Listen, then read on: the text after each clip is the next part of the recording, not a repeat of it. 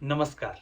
मैं आपका ज्योतिषीय सलाहकार आचार्य शिवम नौटियाल स्वागत करता हूं पीजेके एस्ट्रो चैनल में। आप अपनी कुंडली का विश्लेषण करवाना चाहते हैं, किसी शुभ मुहूर्त के बारे में जानकारी चाहते हैं या कुंडली मिलान करवाना चाहते हैं या किसी भी प्रकार की कोई भी ज्योतिषीय सलाह चाहते हैं, परामर्श चाहते हैं, तो आप हमसे संपर्क कर सकते हैं। आप कोई धार्मिक अनुष्ठान करवाना चाहते हैं, ग्रहों की शांति के लिए, ग्रह दोष निवारण के लिए, ग्रहों के जप, महामृत्युंजय जप इत्यादि किसी भी प्रकार का कोई भी धार्मिक अनुष्ठान करवाना चाहते हैं, आप हमसे संपर्क कर सकते हैं। हमारा मोबाइल नंबर है 9368765394। तो बात करते हैं, आज का जो हमने विषय लिया है वह ग्रहों से विचारणीय विषय। हम ग्रहों से क्या विचार करते हैं? जब कोई ज्योतिषी बनता है तो उसको फलादेश के समय 3 चीजें बड़ी मुख्य बताई जाती है। पहला भाव, फिर राशि, तब ग्रह। इन तीनों के आधार पर कोई ज्योतिषी किसी जातक का फलादेश करता है, भूत भविष्य वर्तमान के बारे में बताता है। निर्णाम कर्म फलानांतु ग्रहाः सिद्ध्युपदेशकाः। पराशर ऋषि बृहत पाराशर होरा शास्त्र में कहते हैं कि ग्रह जो होते हैं वह हमारे कर्मों के फल को हमें देते हैं। वह खुद से कुछ नहीं देते हैं, हमारे कर्मानुसार ही हमें क्या है, फल प्रदान करते हैं। तो नवग्रह हैं सूर्य, चंद्रमा, मंगल, बुध, गुरु, शुक्र, शनि, राहु, केतु। प्रथम ग्रह भगवान सूर्य। भगवान सूर्य ग्रहों में राजा की श्रेणी के ग्रह हैं। अब राजा की श्रेणी के ग्रह हैं तो इनके कारक भी कुछ इसी प्रकार के हैं। राज्य, सरकार, मान, सम्मान, पद, प्रतिष्ठा, आत्मा, पिता का कारक सूर्य को माना गया है।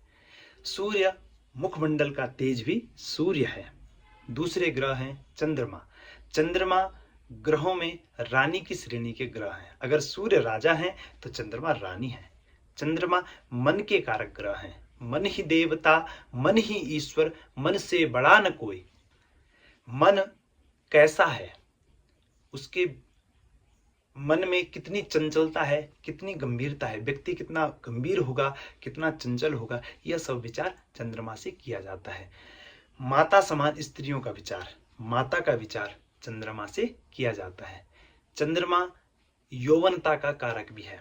आपने देखा होगा कि कोई व्यक्ति 50 वर्ष का है लेकिन वह देखने पर ऐसा प्रतीत होता है जैसे मानो 30 वर्ष का हो। तो यह सब चंद्रमा की ही देन होती है। चंद्रमा जलीय ग्रह है, एक ठंडा ग्रह है, तो इससे जो रोग होते हैं वह जलीय रोग या सर्दी, जुकाम, खांसी इत्यादि ऐसे रोग चंद्रमा प्रदान करते हैं। अब बात करते हैं मंगल की। मंगल को ग्रहों का सेनापति कहा गया है, इसलिए मंगल को युद्ध का देवता भी कहा जाता है। मंगल एक आक्रामक ग्रह है, अग्नि तत्व का ग्रह है, इसलिए मंगल ऊर्जावान होता है, पराक्रमी और एक ऐसे पौरुष से भरा हुआ कि जो अकल्पनीय। मंगल ऊर्जा का ग्रह है, तो जब व्यक्ति कोई मंगल से प्रभावित होता है तो व्यक्ति बड़ा ऊर्जावान होता है। मंगल उसे इतना साहस देता है कि वह हर कार्य को बड़ी निडरता से करता है, बड़े आत्मविश्वास के साथ वह हर कार्य को करता है। अब बात करते हैं बुध ग्रह के बारे में। बुध ग्रह ग्रहों की श्रेणी में युवराज हैं। युवराज हैं तो इनको वाणी का देवता भी कहा गया है। बुध कुंडली में जितना अच्छा होगा, व्यक्ति की भाषा शैली उतनी अच्छी होगी, व्यक्ति उतना अच्छा वक्ता बनेगा। बुध की स्थिति कुंडली में अच्छा होना व्यापार का भी कारक बताता है। बुध व्यापार का कारक है और बुध किसी व्यक्ति की कुंडली में अच्छा है तो व्यक्ति का व्यापार भी अच्छा चलता है। अब बात करते हैं गुरु के बारे में। गुरु ज्ञान है, इनका नाम बृहस्पति है, लेकिन इनके गुण के कारण इनको गुरु कहा जाता है। गुरु ज्ञान के देवता हैं। स्त्री की कुंडली में पुरुष का कारक है, पुत्र का कारक गुरु है, संतान के कारक गुरु हैं, उच्च शिक्षा के कारक गुरु को कहा गया है, भाग्य के कारक गुरु को कहा गया है। अब बात करते हैं शुक्र की। शुक्र ऐश्वर्य के ग्रह हैं, ऐशो आराम के ग्रह हैं।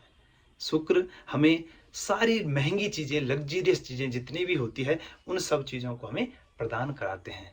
शुक्र एक ऐसे ग्रह हैं, अगर कुंडली में मजबूत हैं तो हमें भौतिक सुखों में कभी भी कमी नहीं आती है। कैसा भी सुख हो, जैसे सुख की आप लालसा करते हैं वह सुख हमें प्राप्त हो जाता है। अब बात करते हैं शनि। शनि ग्रह से लोग बड़े भयभीत रहते हैं, परंतु ऐसा नहीं है। शनि न्याय के देवता हैं, न्याय करने वाले ग्रह हैं। शनि जब कुंडली में अच्छे होते हैं तो शनि नौकर चाकरों के कारक भी हैं, शनि मोक्ष के कारक भी हैं, शनि दुख दरिद्र पीड़ा के कारक भी हैं। अब जो न्याय करता है वह जब किसी को उसके कर्मानुसार दंड देता है तो दूसरे व्यक्ति को लगता है कि ये हमें दंड दे रहा है, नहीं, लेकिन वह आपके कर्मों के फलों को दे रहा है, उनके कष्टों को दे रहा है। इसीलिए शनि की साढ़े साती 28-29 वर्ष के लगभग आती है हर एक व्यक्ति पर। तो उस समय जब वह 7 साढ़े 7 साल रहते हैं तो उस समय वह उस व्यक्ति के द्वारा किए गए कर्मों का फल जो है वो प्रदान कराते हैं। अब बात करते हैं राहु के बारे में। राहु एक छायक ग्रह है। राहु एक धुआं है, भ्रम है, झूठ है। राहु जिस व्यक्ति का अच्छा होता है वह राजनेता बहुत अच्छा बन सकता है, वह अभिनेता बहुत अच्छा बन सकता है, क्योंकि अभिनय जब हम किसी सिनेमा में अभिनय हम देखते हैं तो वह सत्य नहीं होता है, वह क्या है, झूठ है। राहु को कहा गया है शास्त्रों में कि राहु शनि के जैसे फल प्रदान करता है। दुख दरिद्र पीड़ा ऊंचे सपने दिखाना, यह सब राहु के कारक है। राहु हमें नशे की तरफ भी धकेल सकता है। राहु भ्रम का कारक है। और अब बात करते हैं केतु के बारे में। केतु को मंगल की तरह कहा गया है, कुजवत केतु भौमवत केतु, मंगल की तरह अचानक से फल देने वाला एक ऊर्जा से भरा हुआ ग्रह कहा गया है। केतु जिसका अगर मान लीजिए किसी कुंडली में गुरु केतु की युति बने और वह अच्छी स्थिति में बने तो वह व्यक्ति मोक्ष को भी प्राप्त कर लेता है। गुरु और केतु की युति मोक्ष का कारण भी बन सकती है, व्यक्ति बैरागी भी बन सकता है। केतु मोक्ष के कारक ग्रह हैं। केतु काटते हैं, उनको अगर हम एक नाम दे तो उनको टर्मिनेटर हम कह सकते हैं, क्योंकि राहु क्या है, सर है, और केतु धड़ है।